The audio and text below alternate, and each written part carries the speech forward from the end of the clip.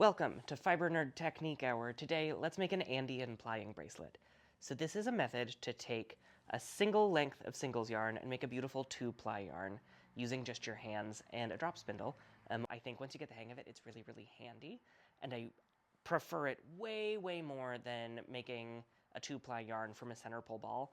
I really don't like that. I don't want to yuck anybody's yum. I know a lot of people love to ply that way, but for me, having the two ends of the single under different amounts of tension stresses me out, doesn't give me the result I want. It can look a little bit scary at first, but stick with me. So I've got anchored around my thumb, I've got my single here in my other hand. I'm gonna make a peace sign, and my yarn's going to come in between my two peace sign fingers. So it's gonna go around my middle finger. And the deal is, I'm always gonna go back the way I came from. So since I started on my thumb, I'm gonna go around my middle finger, back the way I came. From here, I'm gonna go across the heel of my hand, and then around my middle finger again. So I'm coming between my ring finger and my middle finger this time. Around this way, and then back the way we came to go across the heel of the hand. I'll go between my peace sign fingers and back the way I came. Around the middle finger, back the way I came. Around the middle finger and back the way I came. Seems simple, right? I used to have to look this up absolutely every time I did it.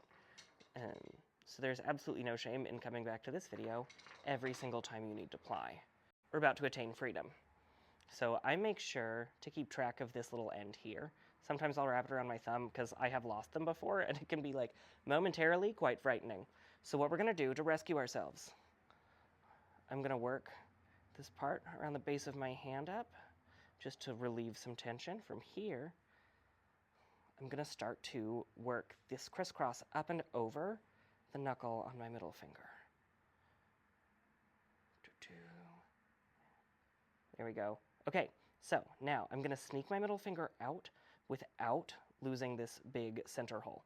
We wanna make sure there's some tension through the middle of this the whole time, because if we lose that, we're a little bit screwed. So I'm just gonna sneak this middle finger out, and my whole hand's between them. I've got my two ends here. I'm gonna take these, and just quick and dirty, I'll just loop them through the leader and fold them in half.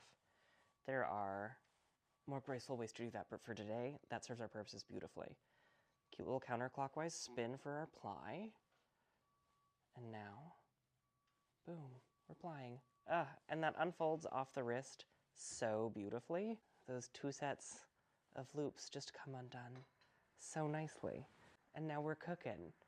So that's really all there is to it. As with so much of spinning, it can kind of fall under the category of like simple but not easy. But once you understand how it's working, and once you get some reps in, I think you're gonna love it.